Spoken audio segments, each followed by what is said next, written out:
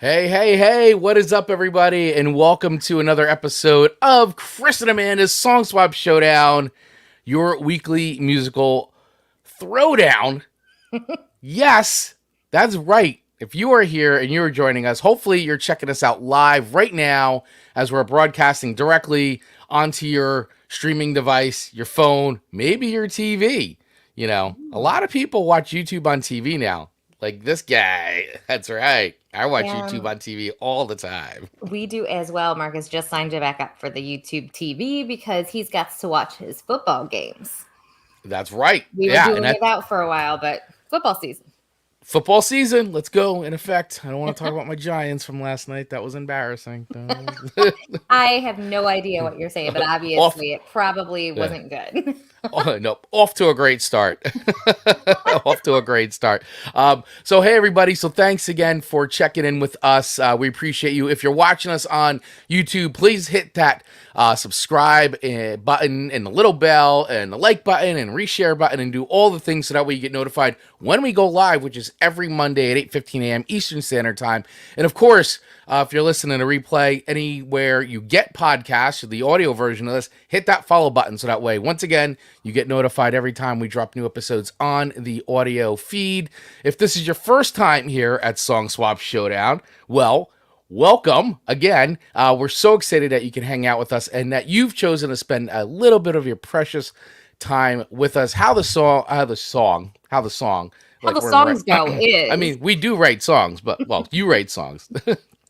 How the show, I've only said this 10 billion times, how the show typically works is that Amanda and I each swap 3 songs with each other that we don't think the others heard before. And we try really hard to see if there's songs that we don't think the others heard before. However, sometimes, like today's show, we've heard the songs before, but that's okay. It's okay. It doesn't have to be, but we try to pick songs that we don't think the others has heard before, and then we rate those songs on a scale of 1 to 5 records, with 1 being a dumpster fire.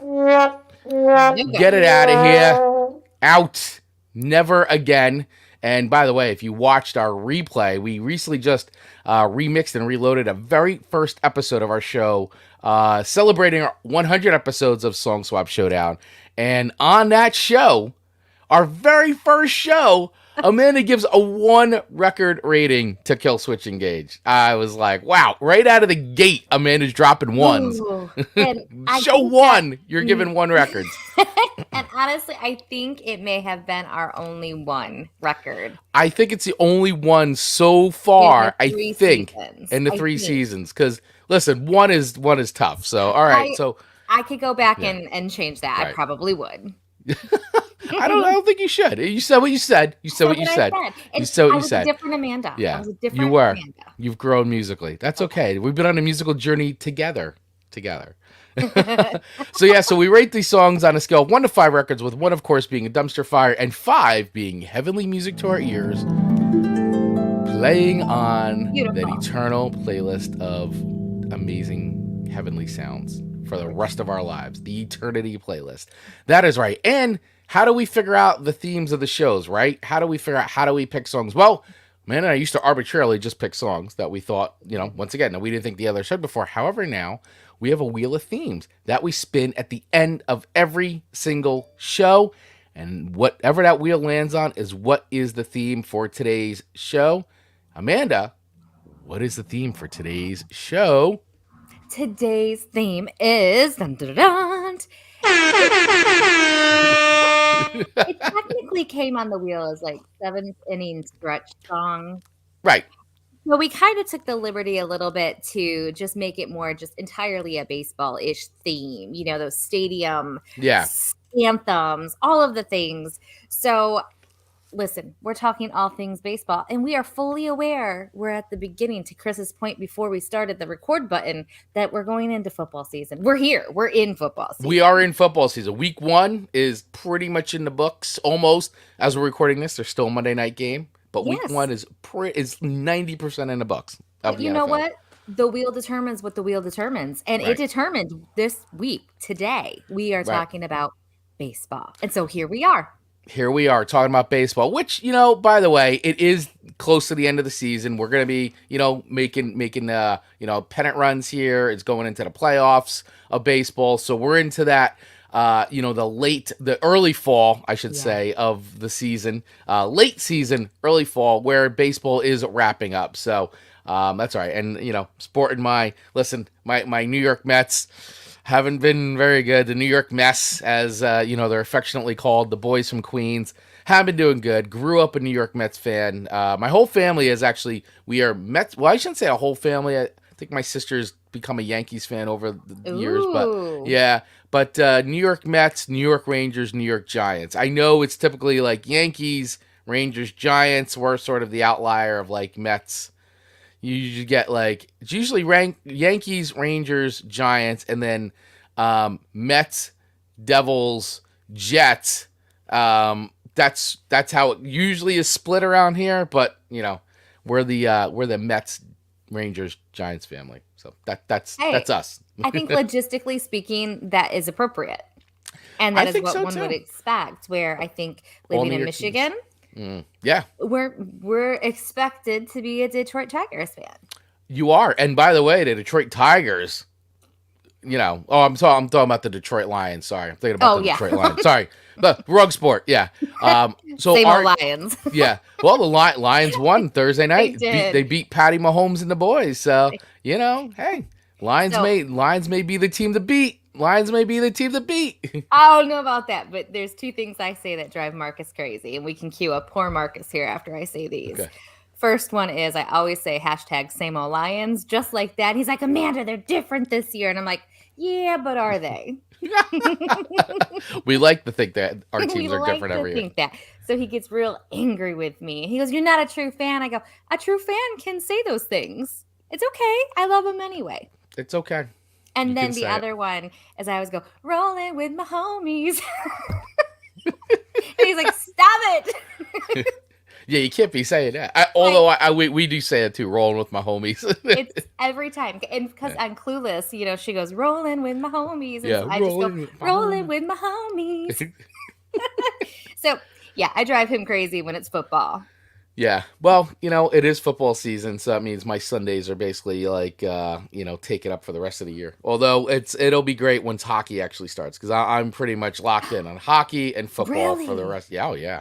Hockey is one thing I don't Rangers, do. Baby. I don't do hockey. See, at least you're in a market too. You've got an original 6 team. You got the Detroit Red Wings. Yeah. You've got a lot of storied fringe. The Detroit Lions, Detroit Tigers. Like, you guys have got it going on. And on top of that, Michigan State, right? Michigan State, is it Michigan State or just Michigan University? Sorry, I'm not a big college. We are go blue. Otherwise, I might end up on a true Wolverines, crime. Right? Wolverines? Yes. I might end up true crime status if I don't. I married into the U of M, love. I mean, you either love them or you hate them. You're one or the other. You either state or go blue. Right. And so I have to be go blue. Otherwise, you're in big trouble. Yeah. I'm in huge trouble. Yeah. So there you go. So we we're talking baseball. It's a sports team today. So we've got a good playlist queued up. Had some great help from people inside the Song Swap Showdown Backstage Pass group, which if you're not a member of, highly recommend you join, because we have a lot of great conversations. The fun continues on. The conversations after the show all happen in that group. Completely free to join. All you got to do, scan the QR code on the screen if you're watching, or simply use the link in our show notes. Takes you right there. You join, boom, you're in, and you are part of the fun, part of the conversation. And every week, every time there's a theme, we post it in there. What song suggestions do you have? And a lot of times, those suggestions do make it onto our playlist. Believe me, Amanda and I do look at those. Mm-hmm. So while we have our own, we do scan what the community is putting in there. And this week, I know I definitely have a couple community songs on my playlist for sure. And I don't know what I'm curious to see where your songs came from when I saw your playlist. I have an idea. But I got it. When we go into it, I want to hear the stories of, because I'm going to be like, where did you get this song from? Like, how did this song come about? Like, I want to know. We're going to find out. I know. And I have those on yours too, because I'm going to be completely honest. I know for a fact, all 3 that I chose for you. I I know it. 100% know all three of your songs this week, but they're all big songs. I mean, those Right. are. I mean, I know sometimes there's some songs that you're like, Chris, I don't understand how you didn't hear this, but those three songs, Right. I know those three songs. They're huge. They're And huge. I had to say though, of all of your 3 songs, I knew 0 of them. Really? 0 of them. That's actually shocking because I thought for sure you knew at least one of my songs. Like 100% was like, wow. I'm actually shocked by that. I thought you absolutely knew one of the songs for sure. The other two, I was a little like, she may. I knew there was one you absolutely wouldn't know for sure. And that was actually a little bit of an audible on my side too. But I said, hey, this will be a good discussion about it. But I thought for sure you'd know at least one. So, all right. It's okay. Negative. It's okay. That's and so right. maybe a bonus point goes to you this week because you actually adhered more to the rules where I kind of threw them out as far as the not knowing it. Because it's so hard. It is. It's tough. So listen, this week's theme, as we said, is baseball. And what was on the wheel was 7th inning stretch songs, right? And we'll go through what the 7th inning stretch is for those of you that don't know baseball or don't know what the 7th inning stretch is. But what essentially happened is when you look at that list, it's a lot of very traditional songs. Like Take Me Out to the Ball Game is a song that is played in pretty much every single MLB stadium. Absolutely. And then from there, you have other songs that are sort of traditionally played in each ballpark. However, we said, well, maybe we'll throw some of those on the list, but there's also celebration songs that happen when a team wins that they play specifically. Plus, you just have sort of like your stadium jams that are played in a lot of MLB, NFL, NHL, MLS, the MLS, the soccer league. Like you have a lot of songs that are just played and some are just baseball inspired. So we sort of went into that line of thinking and made this just more baseball themed. However, I do like Sid. So Sid Meadows, great community member, great friend of ours, great friend of the show, is the one who added that to the list. So I want to give credit where credit's due. So if you don't know what the 7th inning stretch is, let me explain right now. Give us the history. Give us the run. I'm going to give you guys a super quick. So baseball in the United States and Canada, we have a thing called the 7th inning stretch. And it's a long-standing tradition that takes place between the halves of the 7th inning of the game, right? And we know baseball was played regulation, 9 innings, and then of course extra innings are added on. So fans generally stand up and stretch out their arms and legs and sometimes walk around. It's a popular time to get a late game snack or an alcoholic beverage, as alcohol sales often cease after the last out of the 7th inning. The stretch also serves as a break for players. So literally, the 7th inning stretch is a stretch. It's a chance to walk around, do some stuff. If you're like me, when I go to the ball game, I love going to Citi Field in Queens. If you've never been to Citi Field, it's an amazing place. So if you ever come to visit New York, yes, Yankee Stadium's legendary. Check it out, but see if you can get over to Citi Field. Also, just a subway right away. Beautiful, beautiful ballpark. And I am usually in my seat for maybe the first 2 or 3 innings, and then I'm just walking around the entire time because it's a beautiful stadium. You can see from anywhere. So I'm stretching the entire time. That's so fun. But yeah, the 7th inning stretch is one of those times where get up, take a break, grab something to eat, and it's just become a tradition that's lasted for pretty much as long as the game. I mean, it's probably about 100-year plus old tradition at this point of the 7th inning stretch. So that is what the 7th inning stretch is. And yes, a lot of times in mostly all ballparks they play Take Me Out to the Ball Game. So I've actually got a queued up version of Take Me Out to the Ball Game, led by the original Harry Caray. This is from September 21st, 1997, during the Cubs' final home game of the season. So let's listen to a little bit of the very famous Harry Caray singing "Take Me Out to the Ball Game." This is the last time this year, so let me hear you, good and loud. All right, Gary. That mic and eyeglasses say it all. It's the best. 3. Take me out. Love it. This is such a crowd encouraged participation sport. That's right. It really is.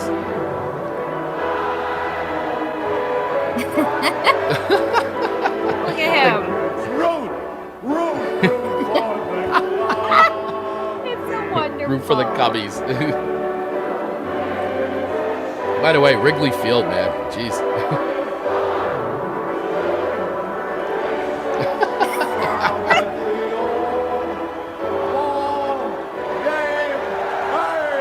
Hey, Well there you done. go. Well done. There you go, Mr. That's Harry Carey. so cute. Yeah, so that is Take Me Out to the Ball Game, if you've never heard it before. And yeah, the Cubbies. And so, I mean, but pretty much almost any ballpark in the United States, that's what's going to happen during the 7th inning stretch. So that is that. And I've got some other fun stuff queued up as well. So so listen, everybody, if you're watching us live, please hang out and feel free to comment. Let us know, what are some of your favorite baseball inspired songs, favorite songs they play at the ballpark. If you've got an MLB team that you follow, what is a special tradition that happens at your ballpark? Because every ballpark has their thing, for sure. So let us know in the comments below. Please feel free to share out. And if you're catching a replay of this, still let us know in the comments, because the fun always keeps going on the show. Let's check in really quick with some of our friends, and then we're getting into the show. Here we go. Mr. Ian, our friend from Australia, sorry to have to dig at sports, but there's no time for songs in Australian rules football, as the action is nonstop. Watch 2 games on TV over the weekend. Both had over 92,000 roaring fans. Well, there you go, buddy. Australian rules football. I almost wish that we did not have all of the media timeouts and stuff like that. Like, we could get it done much faster, but the states like their money. That's right. That's right. It's big money, big money. Ian also saying, watch the first episode again last week, and I am waiting tonight for Amanda's one-arm push-ups. The one-arm push-ups definitely making its rounds. We pulled that clip out from the show, and man, lighten it up. So yeah, by the way, you guys got to follow us on our Instagram and TikTok pages, and also once again on YouTube, because we put video content out there all week long, clips from the show, all kinds of stuff. Do not miss out. Check it out. And yeah, we released a clip from our first episode where Amanda told the story of how she met her husband, and one-arm push-ups were involved. So you got to check that out. Yeah, and that was 20-something years ago. So give me some time to work. I don't know if I can do it tonight. Yeah. So follow us. Use the link and check out that clip.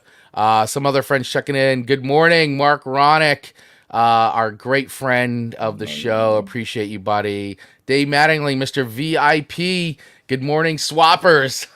Good morning, Dave. Good morning, Dave. And the Bostonian Australian sports aren't as boring as American sports. There you go. I'm gonna have to watch me some Australian sports now to see the pace. Yeah, we're gonna have to see the difference. I'm gonna there. Tap into that. Check it out. So, all right, everyone, let's get into this. Who is going first today? Amanda Sharp, in this baseball themed episode. I'm gonna dive into your first song. Dive into my first song. Let's go. I'm just gonna take the spot, and I'm gonna do Chris's first song to me was "I Love L.A." by Randy Newman. I don't know why I said it so dramatic. Randy Newman. So okay. When I listen to this song, I listen to it 2 different ways. I listen to it as if you were just giving it to me on a normal show. Right. And then I'm listening to it as if I was listening to it in a baseball game or during a baseball game. So tell me, do you hear this when you go to your stadiums? So not me. Because this is obviously song's called I Love LA. So obviously an extremely LA centric thing. Very much so. And this was actually one of the recommendations by our good friend Chris Kosak.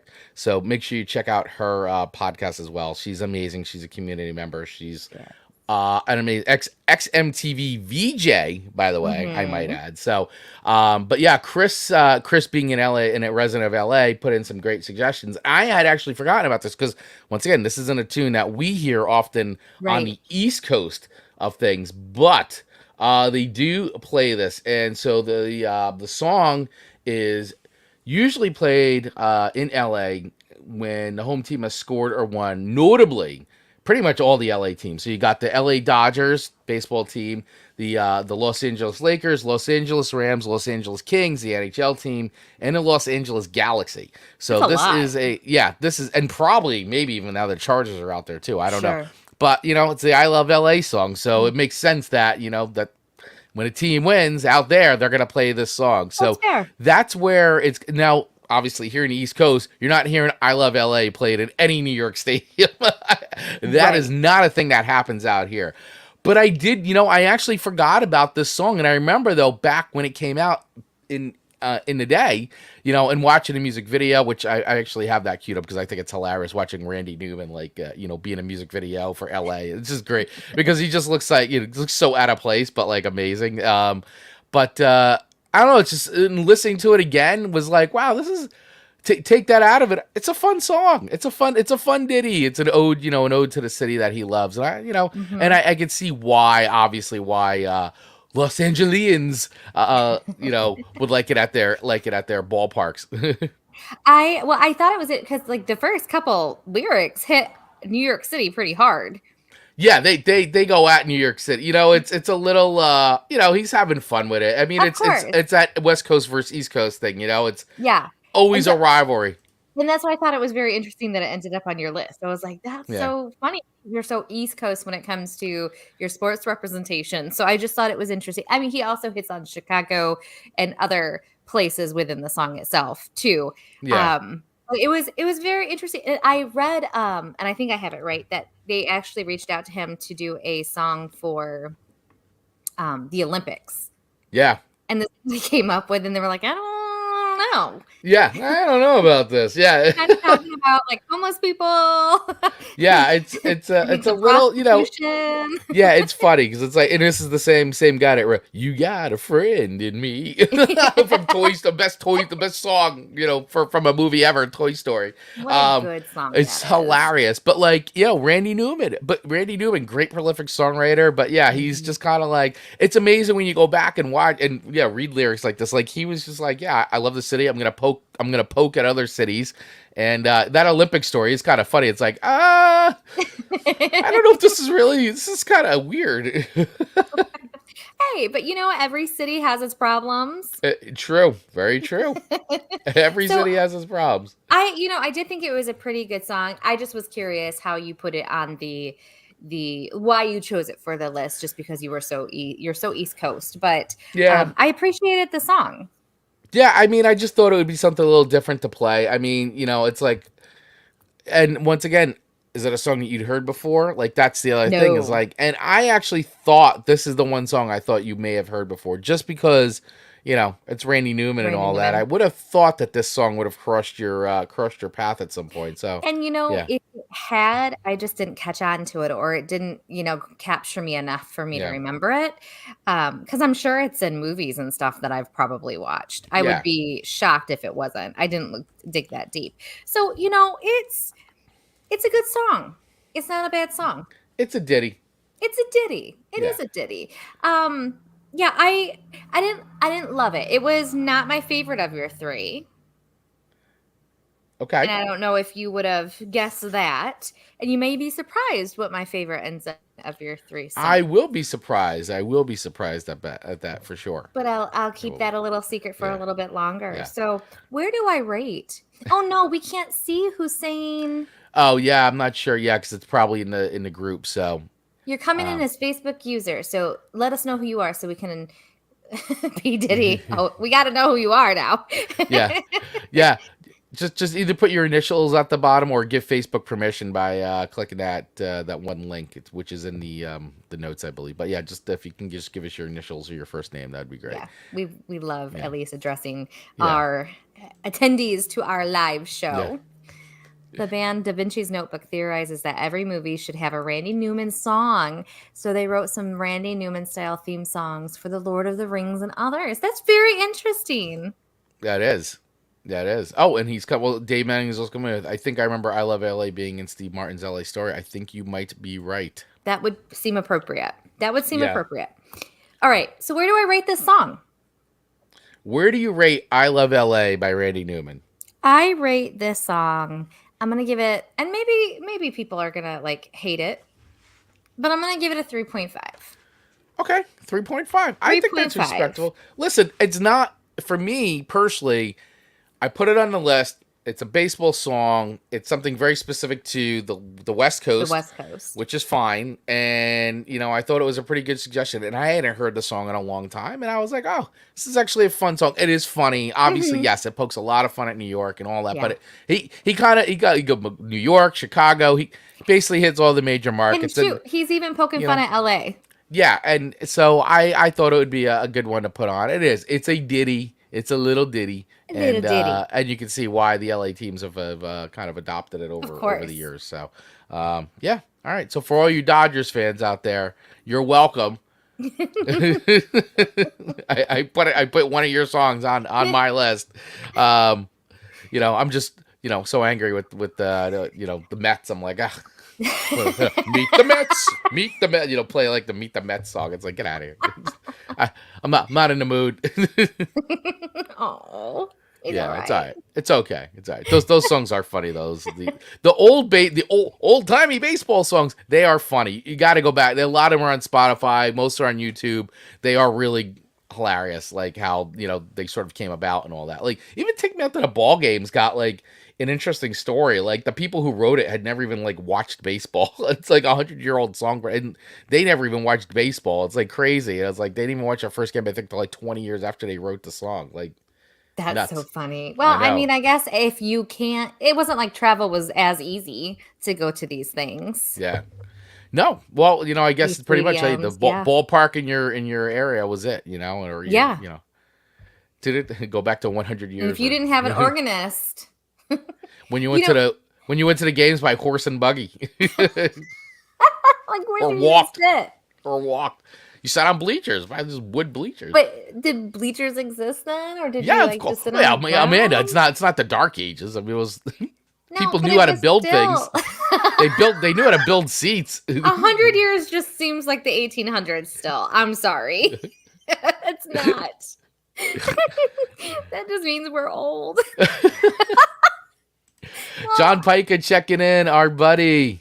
Happy Monday, friends. Happy Monday to you too, John Pica. We love your podcasts, buddy. Thank you so much. Back of the cereal box. He's got an entire podcast empire, this guy. Love it. I know, he does. He does. Check it out. Back of the cereal box. Mm-hmm. Check out his channel on YouTube. Do it. Support the other creators. Support other creators. Agreed. All right, so your 3.5 records for I Love LA by Randy Newman. Ian with The Pyramids were a while ago.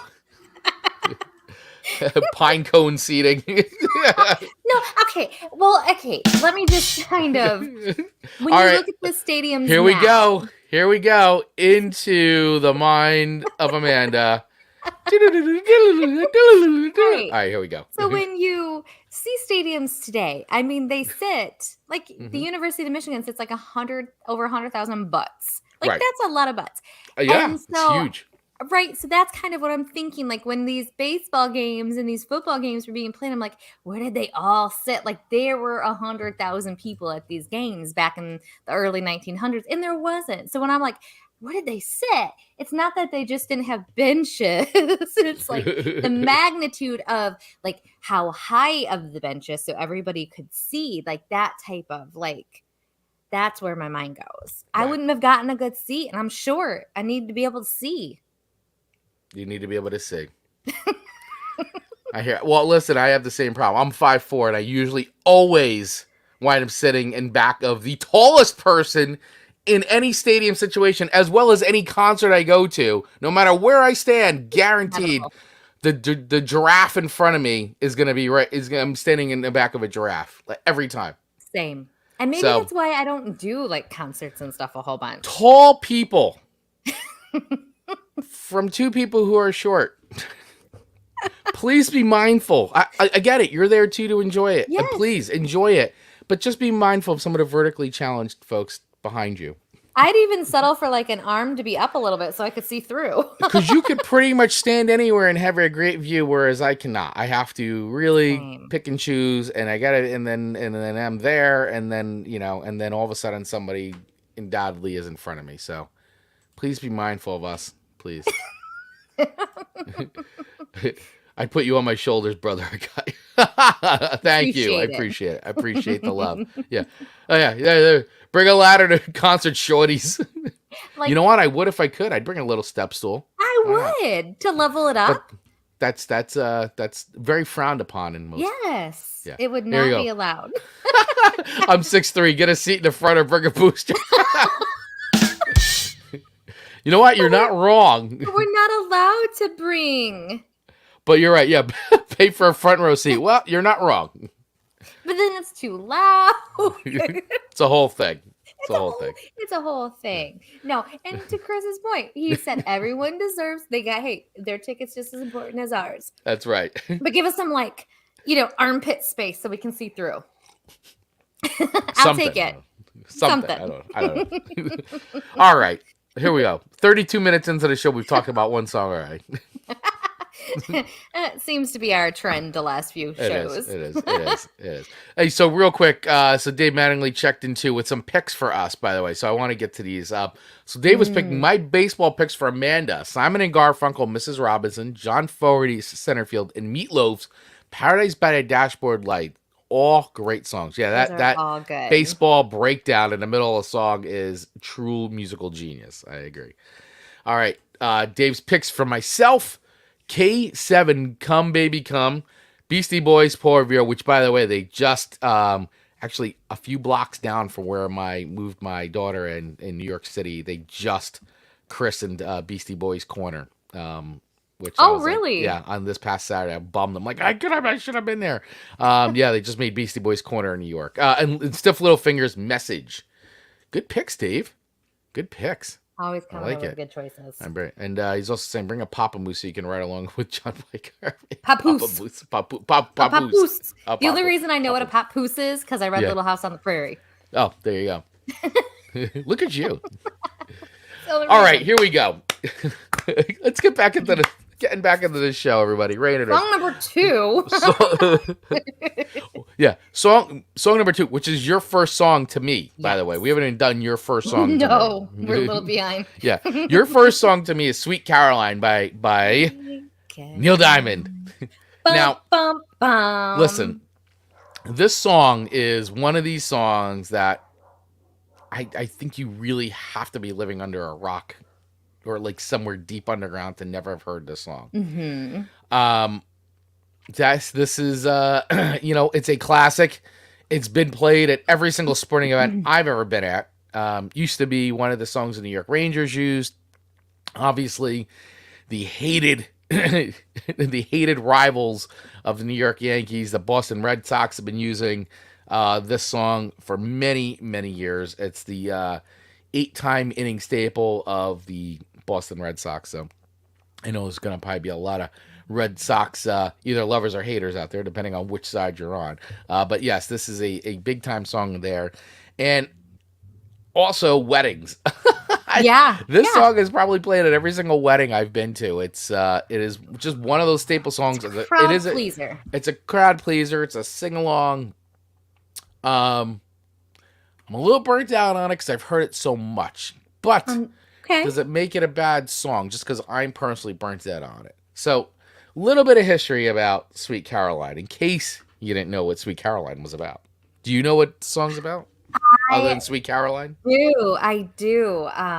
He wrote it about his second wife. Mm-hmm.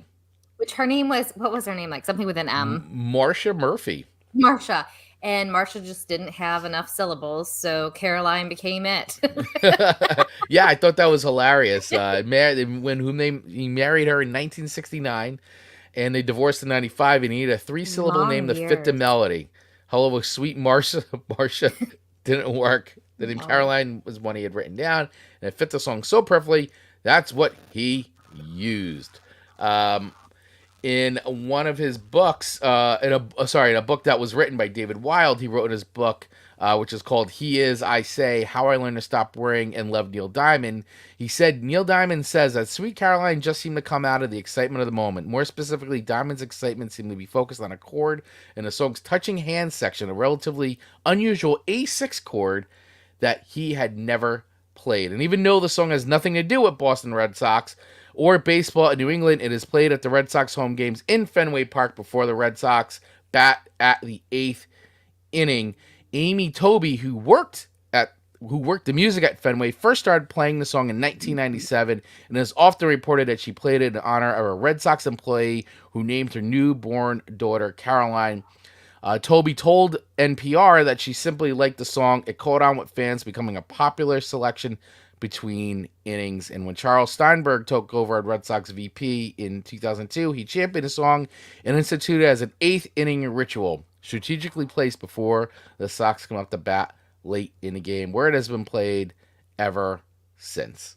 So, I agree. It is a very good sing-along song. Very easy to remember. Very easily to sing, for sure. So, and everyone kind of sways while they're singing it, because it is they play it for Detroit Tigers when we go down to the Mud Hens. It's just a staple in, I think, all baseball stadiums. And here it comes. Alex Bailey, boo Red Sox. Hey, listen, I know. It is. It's one of those songs, and it's become, if you are a big baseball fan, especially a New York Yankees fan, knowing that the song's become basically adopted by the Boston Red Sox, I feel your pain. And Ian from Australia, I must admit, it's played a lot everywhere in Australia.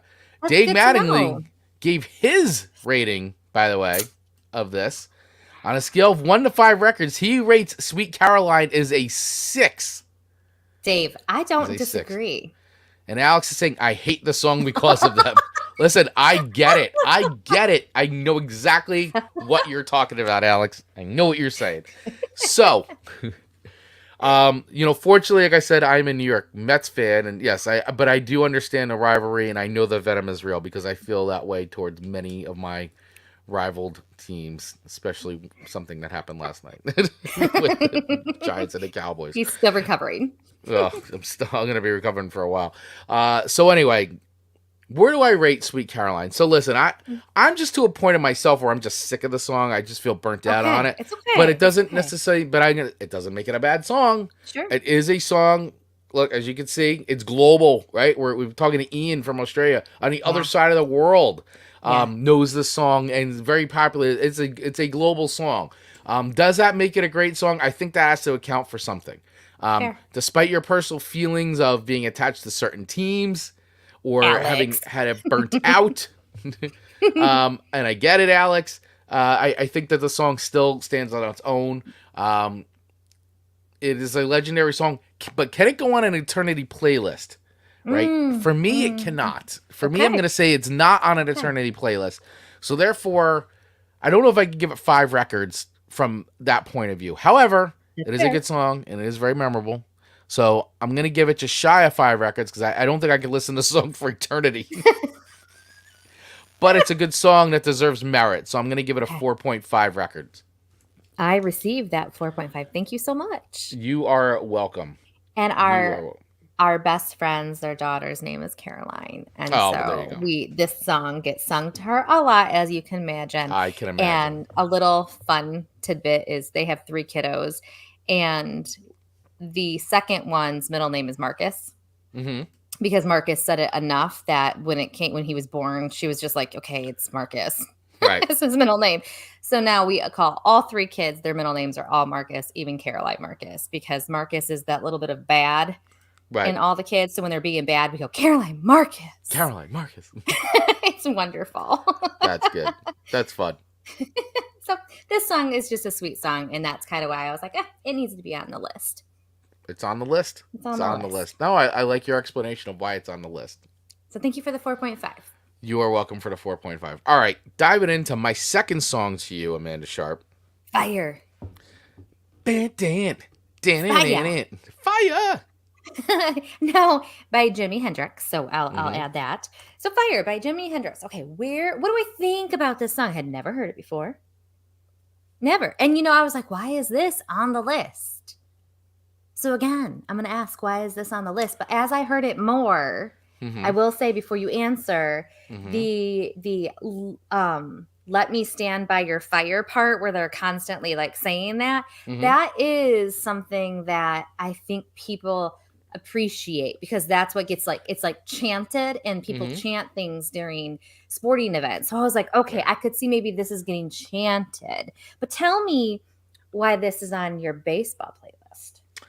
So once again, I'm going to credit Chris Kosach for this one. Kosach, because she dropped this into our group. Okay. And and I didn't know this. Now, this song is played at many stadiums. I mean, and it's a tailgate class. I mean, for me, and by the way, this is one of my favorite Jimi Hendrix songs, because really, I am the rhythm section. If you just listen to bass and drums in this, it's the rhythm section that Jimi Hendrix had with Noel Redding and Mitch Mitchell, by far is one of the greatest rock rhythm sections of all time. I can't get enough of listening to those guys play. And this song, to me, is just awesome. It's a perfect combination of everything that makes rock music great. So I'm a huge fan of this song. And then when I found this out from Chris Kosach, where is the song played, like specifically for a team? So this song happens to be attached, as I found out, as I was educated, is attached to the Seattle Mariners MLB team, Major League Baseball team, and is their post-game victory song, which I get because Jimi Hendrix is a Seattle native. I see. He is originally he and his family are originally from Seattle, born and bred. And so it makes plenty of sense that one of Seattle's most famous and legendary musicians is honored by the MLB team, by the Seattle Mariners. So it makes a lot of sense to me that Fire is just one of those great songs. I mean, I absolutely love this song. Can I play a little? I'm going to play a little bit of this. Please do. Please do. We didn't play a little bit of the other songs. No, we didn't. We keep forgetting. We're doing a lot of talking. Yeah. I mean, listen to how this slams. All right. Slam. Now dig this, baby.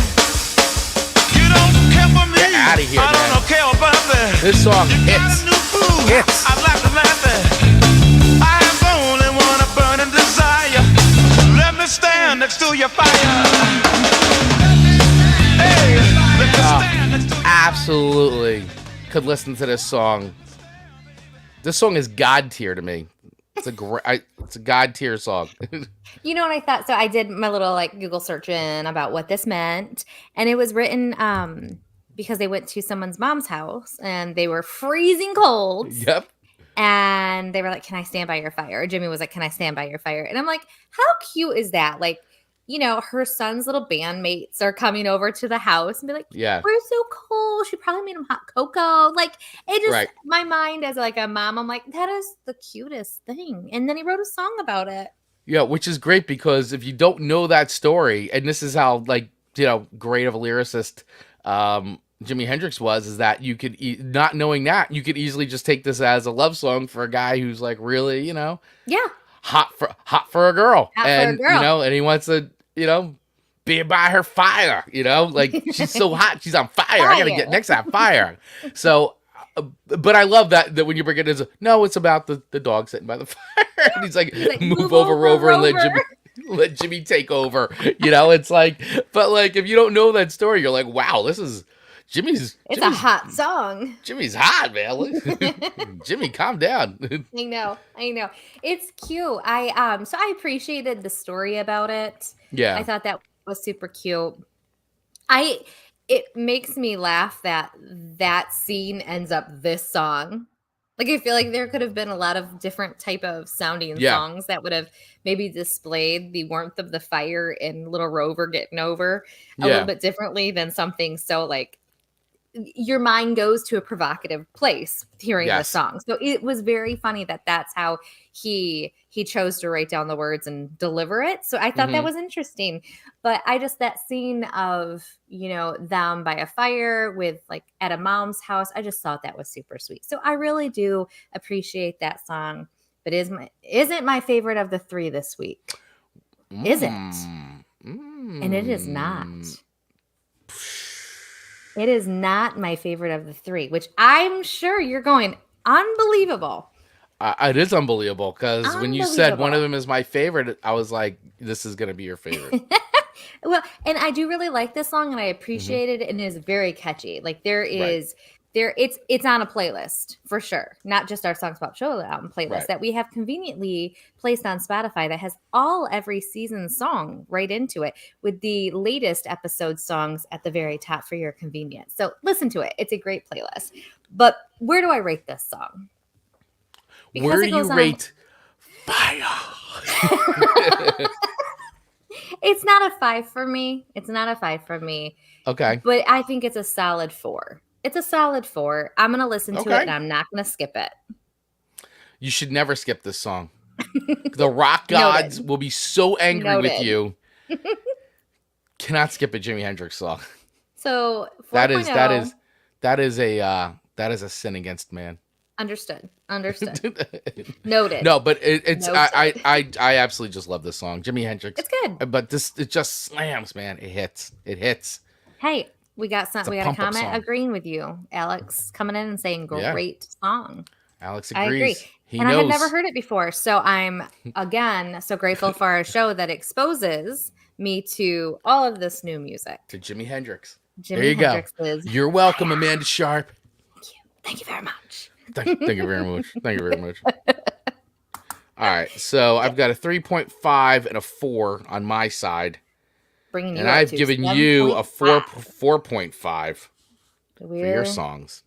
Hey, but I said your last is obviously now my favorite. So I must be, because by process of elimination. You don't need the serial killer map to figure that one out. No. Yeah. Oh, boy. Good stuff. All right. Good. All right. Here we go. So your number 2 song, number two, is Uptown Funk featuring Bruno Mars by Mark Ronson. Mark Ronson and Bruno Mars. Once again, another song that I feel like if you aren't living on Earth, you haven't heard. You would have had to heard this song. I mean, great way to put it. It's. And I got to tell you that I love this song. I think it's a great. I'm just gonna say right off the bat, I think it's a great song. It's a combination of everything. Once again, another song that's played at every single wedding, and any kind of party. I'd say any special event. Usually, Uptown Funk is getting thrown on by the DJ, or like whatever cover band is there is playing Uptown Funk, and it's hard to not like the song. I mean, I guess if you don't like Bruno Mars and all that, but I mean, it's from a song itself, it's a great, very well written song. It's super infectious.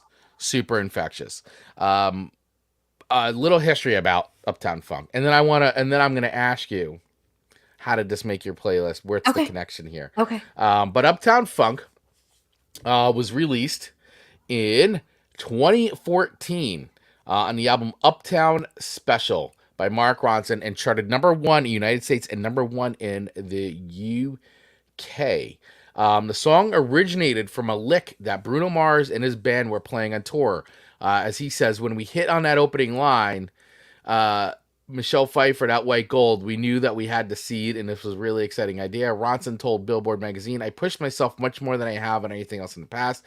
The song took over a year and a half to complete, as Ronson spent a lot of time traveling across the states as he tried to pin Bruno Mars down. It was 6 or 7 months of chasing Bruno around on tour, he said. The pressure got to Ronson as he struggled to lay down a guitar part before producer Jeff Basker left at the end of the day for another project. The plan was for me to record my guitar part by lunch. Lunchtime comes around and I still haven't nailed the part, he recalled to Billboard. We go out, and in the stress of finishing the song, I fainted in a restaurant. I threw up 3 times. Jeff had to carry me back to the studio. In the end, they got it on take 82. It's just believable. I mean, when you go into like some of the creations of these songs and like what they put, I mean, here's a song you're like, oh my god, it took that long, a year and a half to complete this song and get everything that you needed to make a good song. So Wow. listen, not all great songs, you know, it takes a lot to create a number one song sometimes. And I think our show admittedly has featured just so many songs that have been whipped together on a napkin. Yeah.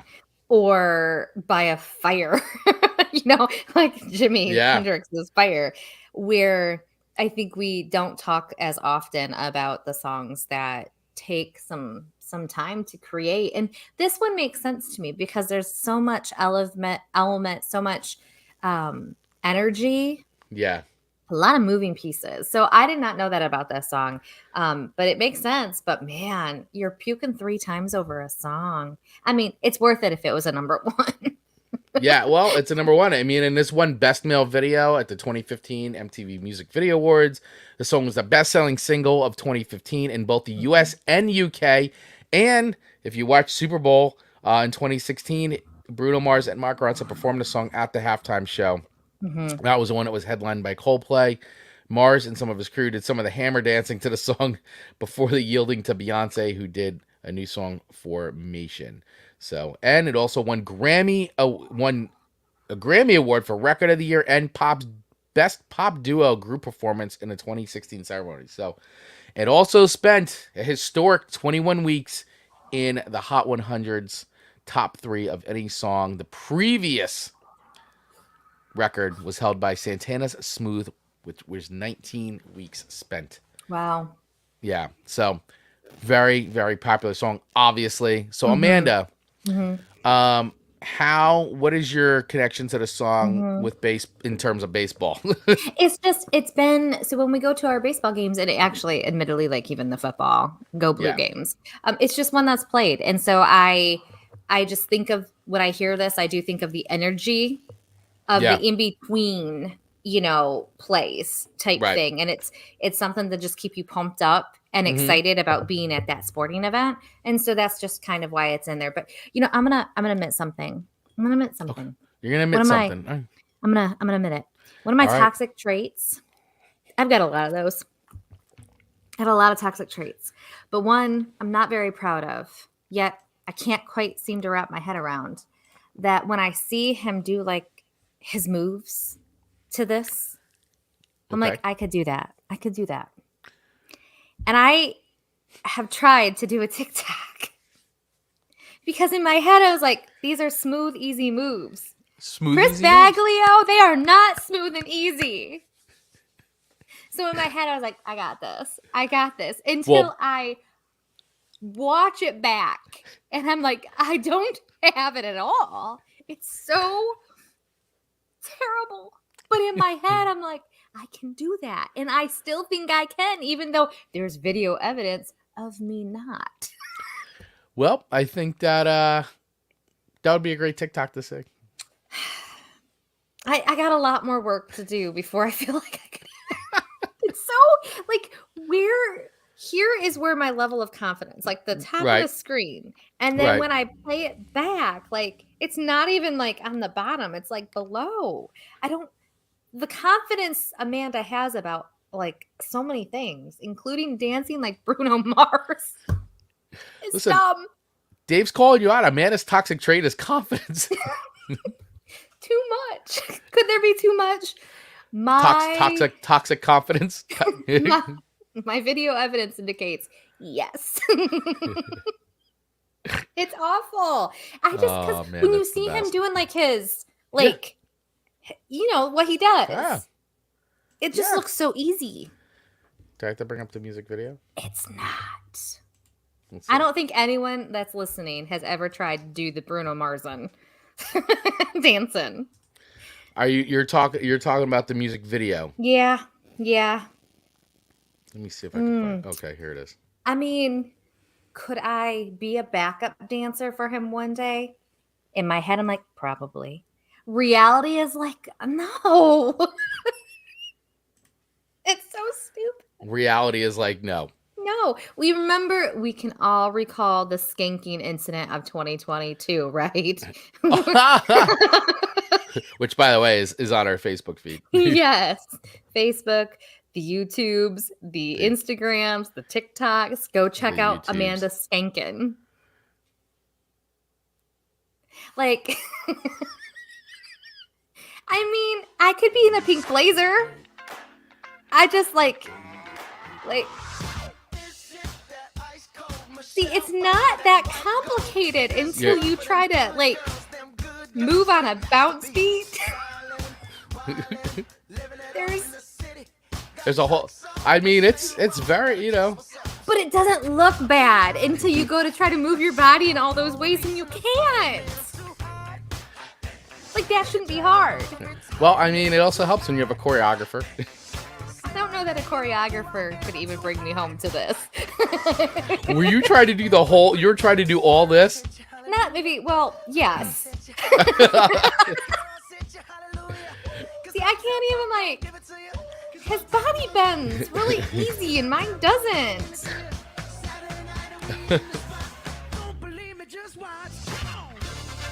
Like, that shouldn't be hard, but it is. Well, I couldn't do it. I'll tell you that. See, my mind looks at that and go, that's easy peasy. So you look at that and you go, it's hard. Yeah, Dave Mattingly, if Amanda, I could barely walk without falling down. If you could do one move, you're way ahead of me. Thank you for making me feel good. Ian saying, was the third biggest song of the decade in Australia, second biggest in UK, and biggest in the US. Okay, so it was both my songs taking the world by storm. Dave also saying, Amanda, yeah, but Bruno Mars could never host a Song Swap Showdown. That's correct, Dave. You guys are making a girl feel good. He's just so smooth. Yeah. No, he's smooth, man. He's smooth. I must be clunky. Maybe I just don't have smoothness. You also know that he I'm sure they rehearsed this, they practiced it, they worked on it. They didn't just show up and start dancing like this. But I think when you've got the beat of like the gift of beat and rhythm, which I don't know that I really have. I think maybe at one point I did. Again, probably toxic trait, remembering incorrectly. He's got curlers in his hair and he pulls it off better than I do. Yeah. Bruno, you're just amazing. Yeah. Bruno's a talented guy. Yeah, they all are. I mean, the whole shebang of them is just amazing. Dave says, Amanda, you're not clunky. You're just grounded in reality. You're just putting it in ways that makes my mind so happy. All right. So where am I rating? Let's get back to where am I rating? Wow. This is going to be a 3-hour show. Back to the rating. So where am I rating Bruno Mars? Mark Ronson and Bruno Mars together. Uptown Funk. Where is the song going? I do really enjoy this song a lot. I think it's a great tune. I would probably equally give this another 4.5, to be honest with you. I mean, it's a well-written song. It's very good. I like it a lot. 5 records. I probably should, considering where it's at, but 4.5. I'm not going to skip the song.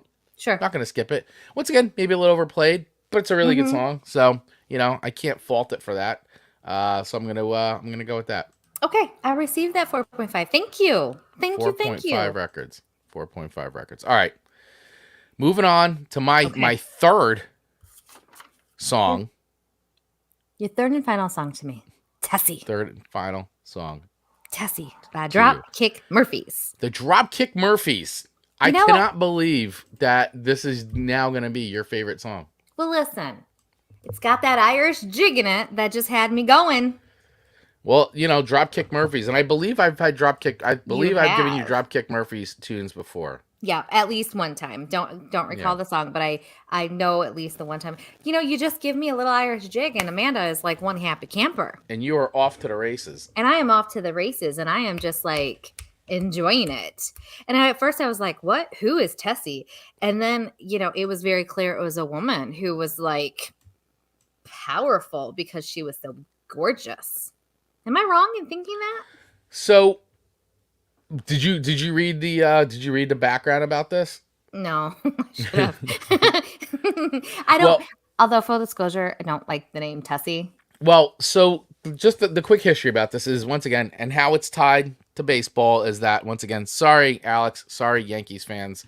I know this is like now the second Red Sox.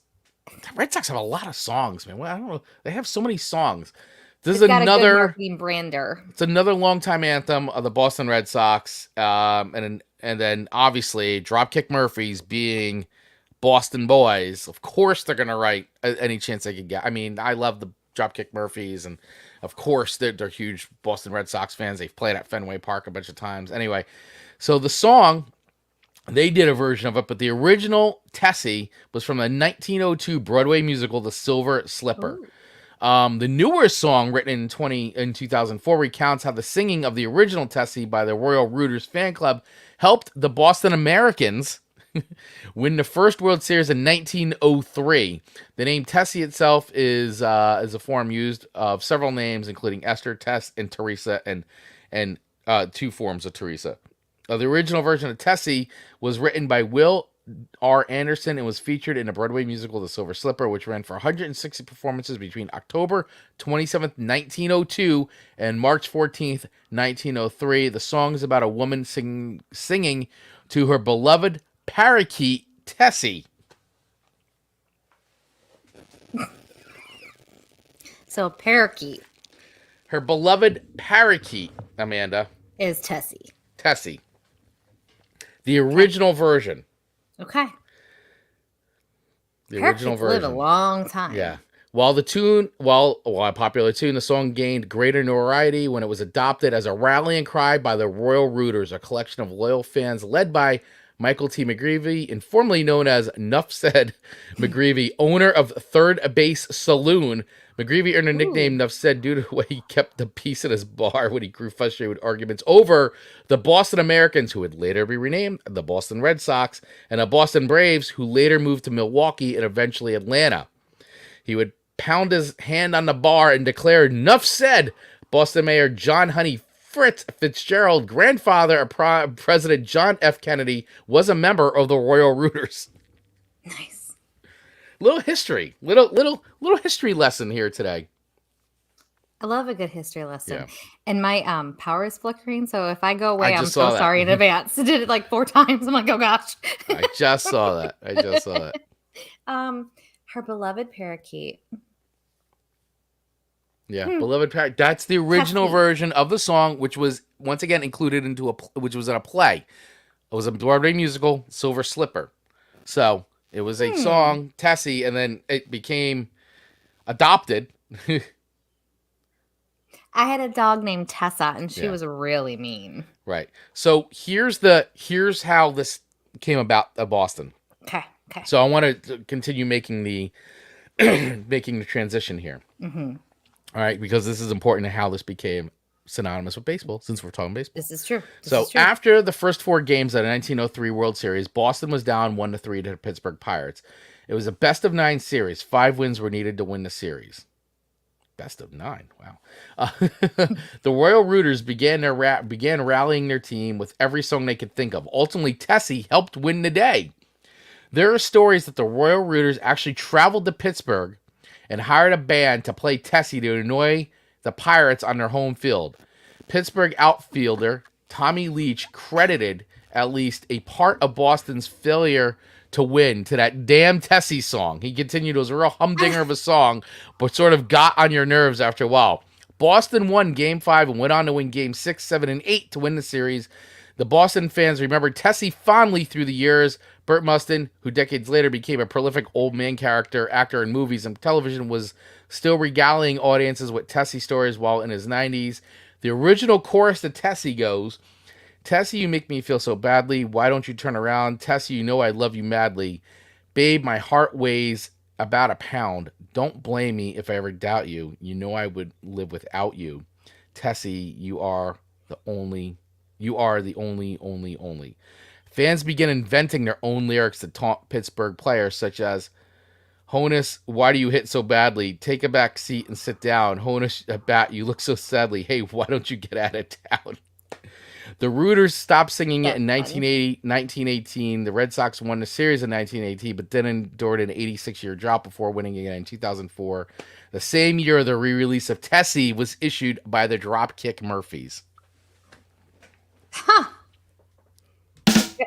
That's a lot. How about them apples? Them's a lot of apples. Yeah. Them some Granny Smiths and all the apples. Her beloved parakeet implies that she had another parakeet she doesn't like very much. Wow, Tessie must have been a really mean parakeet. Oh, so funny. Interesting. So this was used as like a strategy for distraction. Kind of like, when you go to the football game and the other people are like kicking and stuff like that, or trying to do something, you want to yell really loud so that you can't hear the plays correctly. Like, same concept. You trying to manipulate the other team. I like it. Much like your strategy of overwhelming Chris with blockbuster hits, as Dave points out. Well, I mean, but when they're so good. Guilty. Guilty as charged. Okay. So do you want to play a little bit of this jig? Yeah, let me play a little bit. Let me play a little bit of Tessie. Play a little bit of this Irish jig. Let me get that. Let me get that going. Let me get that queued up. Cause I like it. I like it. I like it a lot. I like it a lot. But as you're queuing it up, I'll. Oh, there you go. You got it. For the first time in 86 years, the Red Sox have won baseball World I mean, it only makes sense that Dropkick Murphys. Tessie is the Royal Rooters rally cry. Tessie is the tune they always saw. I mean, they're telling the story. Tessie echoed April through October nights after serenade installed in Neil Young.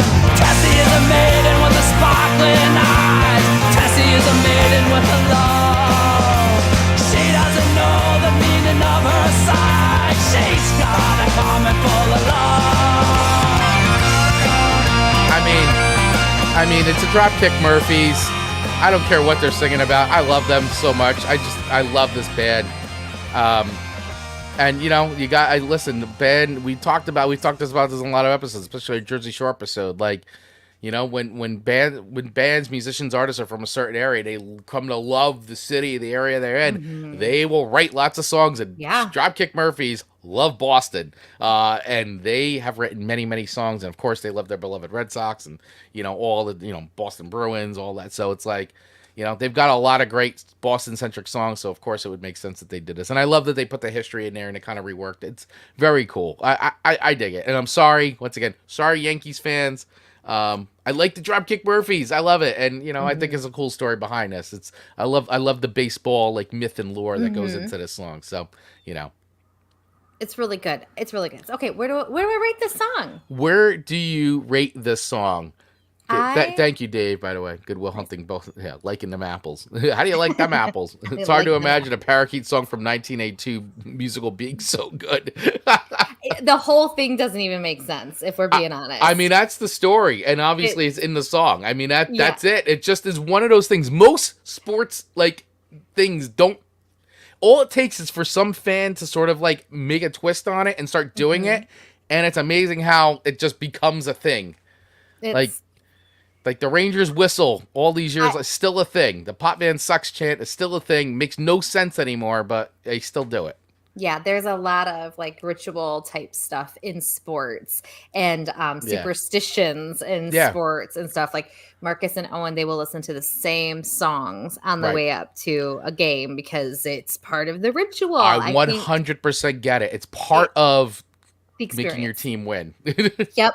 So it's fun. It's really fun. Like last night, I was changing hats and changing shirts and taking. You tried it all. None of it worked. I'm so sorry. None of it worked. I'm sure you're not alone. You weren't the only one doing all of that. All right. So where do I rate this? I can't quite give this a 5 because I get that.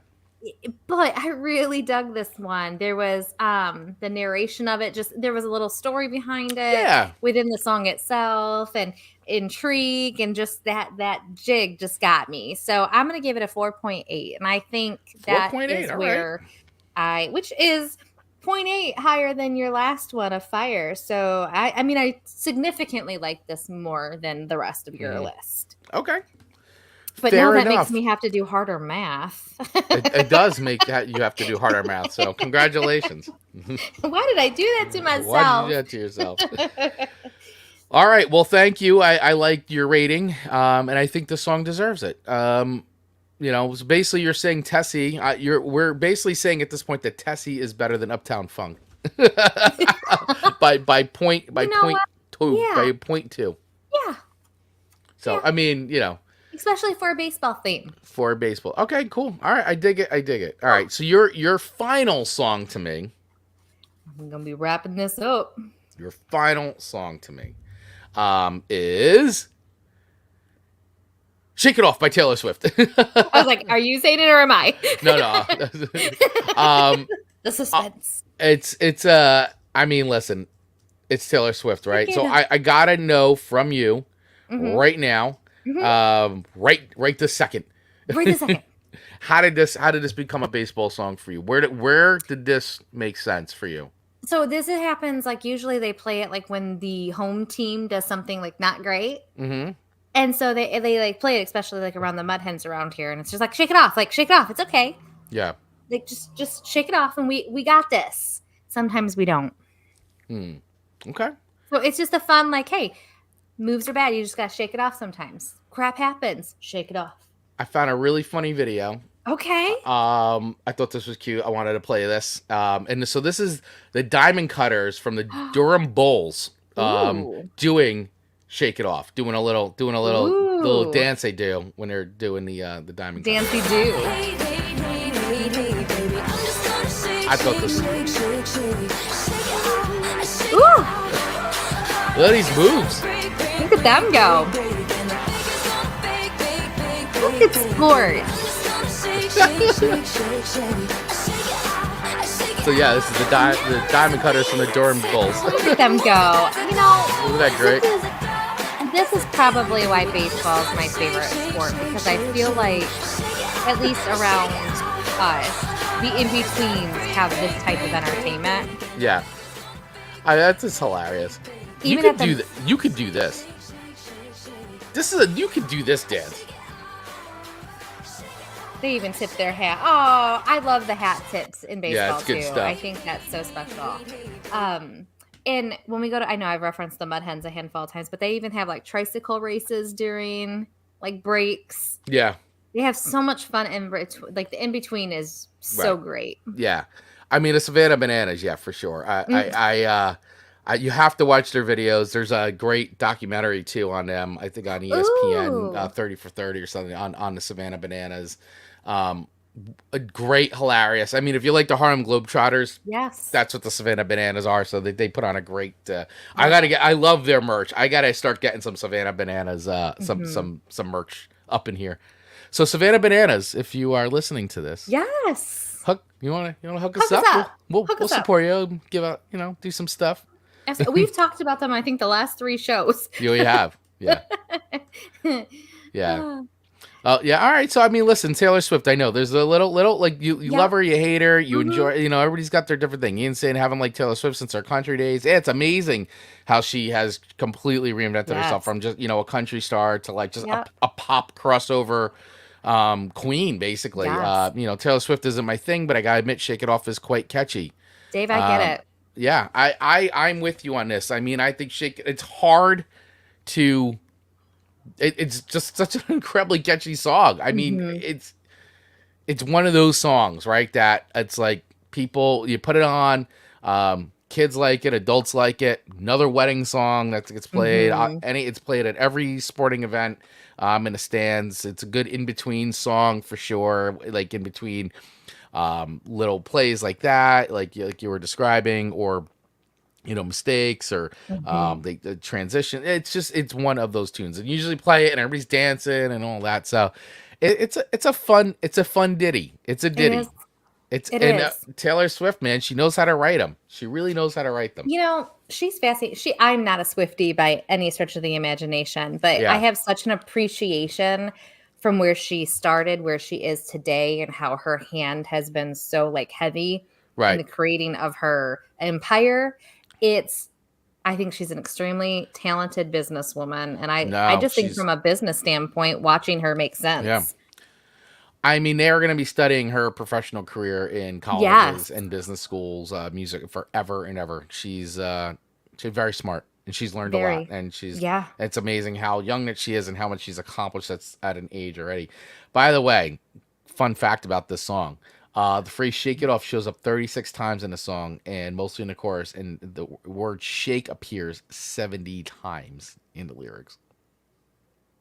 Is that crazy? Interesting. That's a funny stat. I'm gonna have to go through and really look at the lyrics. Yeah.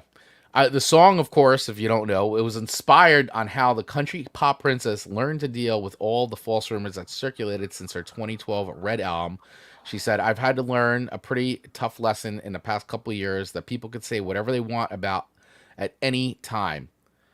And we cannot control that. The only thing we can control is our reaction to it. So you can either let it go or you can just shake it off." Shake it off. This song went to number 1 in the United States in 2014 off of the classic Taylor Swift record, 1989. Also charted number 2 in the UK.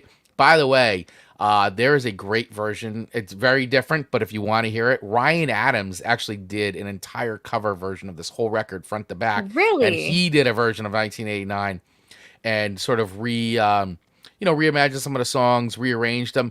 I like it. I think it's a great, it's not for everybody, but I like Ryan Adams. I think he did a great job with it. So it's great hearing his version of Shake It Off. Check it out, though. If anybody out there is looking for something to check out, Ryan Adams, his version of 1989. It's a fun listen. Like, at least, it's interesting to hear how somebody kind of reinterprets. Absolutely. And he loves Taylor. He's like, this is an amazing record. He was like, I wanted to do my own version. It was so good. So, where do I rate Shake It Off? Great song. It's a great ditty, super infectious. I get why it's played at ballparks and everywhere else because it gets people up, gets people moving. 7th inning stretch makes a lot of sense. Shake it off. Shake it off. I get it. So I'm going to land this. I'm going to do a very equal, I think I'm going to give a very equal rating. I'm going to give this a 4.8 as well because I think it deserves it. And out of the songs you gave me, as much as I like them, this is probably one that I feel like sticks around. I'm not as sick of this song as much as I am of Sweet Caroline, and I like Uptown Funk a lot too. Mm-hmm. But this song is it's got that little tweak, and I like that. I don't know. I just like it. It's how I'm feeling right now. I'm gonna be very generous and give it a 4.8. Shake it off to Taylor Swift. You. Yeah. So there you go. Thank you. Swapping complete. So Amanda, where does this put us this week if we're keeping track of the win-loss record? Mm-hmm. I don't know what our record is. Ian, do you know? I know my scores tally up to be an 8.8 for me. You gave me a 3.5, a 4, and a 4.8. And I was very generous with you today, probably too generous. I'm sure I'm going to get some messages about it. I usually do about how I'm being way too generous to you. I have you down as 12.3. Did I do my math wrong? No, I probably did my math wrong. Okay. And then I have me down as 13.8. Nope, I absolutely did my math wrong. Yeah, you got 13.8. Yep, people laugh. People are cracking up right now. The whole show is Chris and Amanda trying to do math. Well, we're endearing in that way. Yeah, so I got a 12.3. And you have a 13.8. So you win Song Swap Showdown this week once again. And I agree with Dave's strategy, by the way. I know. I don't Dave, really do I think you've called it out. Like, Amanda's strategy becomes clear. Overwhelm Chris in blockbuster hits, where I almost have no choice. Although not all the time. Sometimes you think it's a shoo-in, and I'm like, nah, not feeling it. And it really depends on the theme, and I think that's why the wheel is so much fun, just because the theme says what the theme says. There you go. Is anyone surprised that Amanda picked a Taylor Swift song? No, not at all. Yeah. I surprised myself. I would never have guessed that Chris would put Shake It Off above Sweet Caroline, Uptown Funk. Dave, it just comes down to how I'm kind of feeling, and I'm a little burnt out on Sweet Caroline. Just Shake It Off's a good song. I'm feeling Shake It Off vibes right now. Sorry. He's working through something. Shaking something off. Dave, great point. Hey, it's a showdown, not a countdown. Math is secondary. Thank you. Thank he you, is Dave. really making us feel good today. Dave. Yeah, seriously. All right, everybody. Well, hey, that wraps up the swapping portion of the show. However, if you've stuck around to the end, now is when what do we do, Amanda? We are going to spin the wheel of themes.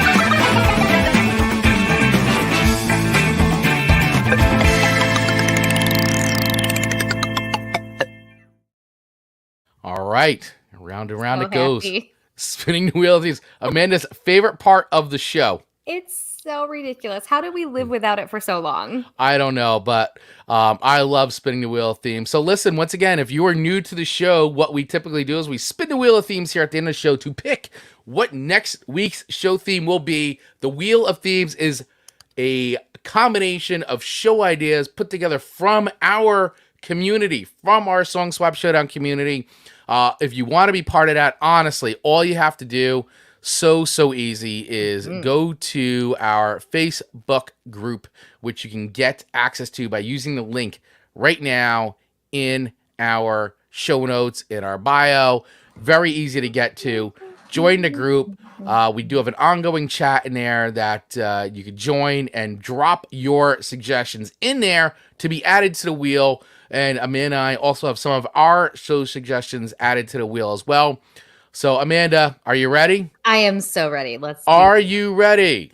Ready? Here we go. Spinning the wheel. What is next week's show theme going to be? Here we go. And the theme is almost as exciting as who suggested it. And Oh, I Need to Rage. Angry fight songs chosen by my wife, Rachel Vaglio. I was like, you just put her down as R. I was like, I don't, Yeah. who? Oh. Yeah, I Need to Rage. Angry fight songs. Wow. I can't wait to see what Amanda has. I mean, she probably knows what's coming for her already on my side, but I am already I already have the Excedrin ready to go. she already has it ready to go. Yeah. This week's Chris's favorite was Taylor Swift and Amanda's favorite was Dropkick Murphys. What is even happening? You're Such right, a fair Dave. point. Fair point. Fair point. All right. So I Need to Rage, angry fight songs. Oh. Next week's show theme. Wow, everybody, get your picks ready to go. We will drop the post in the Facebook group. Join the group. Drop your song suggestions in there because once again, Amanda and I do look at those and we will pick from those. Like today, two of my song suggestions came from the community.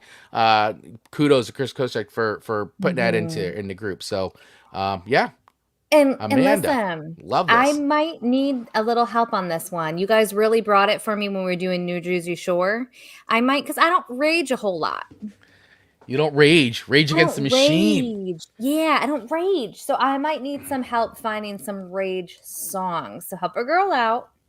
Throw them in our group because I think I might. I mean, I don't even know where I would begin. Where would you begin? Oh, here we go. Dave's.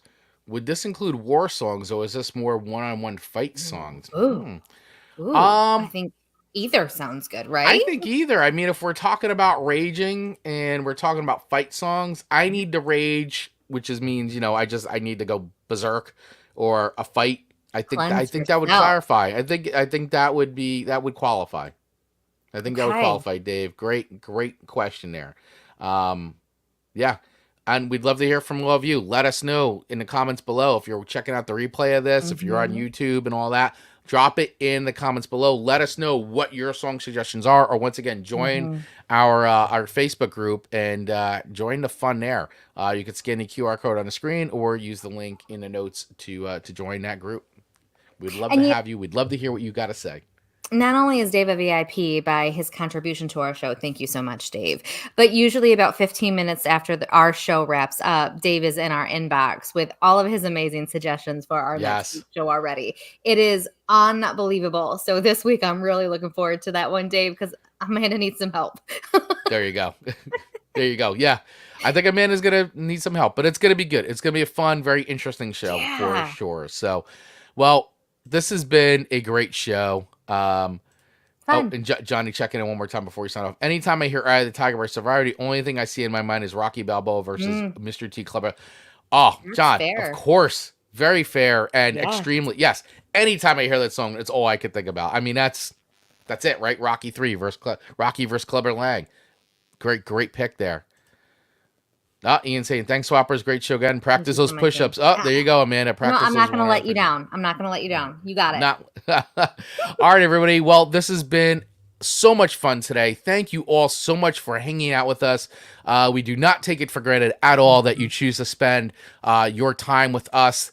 Everybody here who is watching live today, I want to say once again, thank you to our friends, Dave, Johnny, Ian, Mark Ronick. I'm not sure who Facebook user was, but thank you. Mm-hmm. We appreciate you. Sorry, we don't have your name.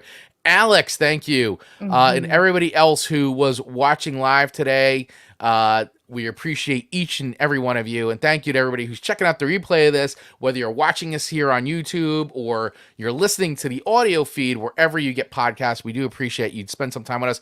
One quick thing you could do to help us out and help any creator that you're watching or listening to is to hit that. If you're on YouTube, hit that subscribe button, hit the like button, hit the follow button, all that stuff. It does help. If you're listening to the show, hit the follow button. It does help. It makes a big, big difference in the life of any creator that you are following. It's one of the best and easiest things that you could do. Of course, if you like what we've done here and you'd like to support us even further, please head over to our Buy Me a Coffee page, which you can get in the link right now, or use the QR code.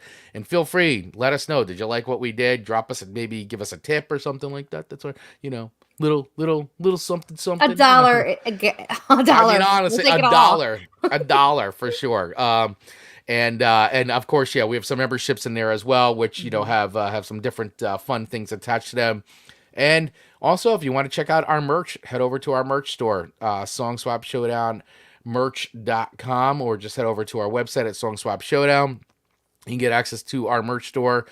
Currently, we have a bunch of new designs in the store right now, and there are coupon codes in there as well to take some discounts off of it. So plenty to choose from. Amanda's been very hard at work making a lot of different designs based on the show. Silliness. Love it. Silliness for sure. Absolutely love it. All right, everybody. Well, hey, have an amazing rest of the week. Thank you all so much for watching and liking and following us and resharing and contributing. We can't do this all without you. Also, big happy birthday to my brother, Kevin Vaglio. Happy birthday, buddy. All right, Amanda, any final words? This was fun. For a sporting episode, I think I showed up. You definitely showed up. And thank you, Sid Meadows. Great idea. Loved it. Thank you, bud. All right, everyone. See ya next time. And be here next Monday, 8:15 a.m. Eastern Standard Time. For the rage. For the rage. Bring in the rage. Bye. Bye.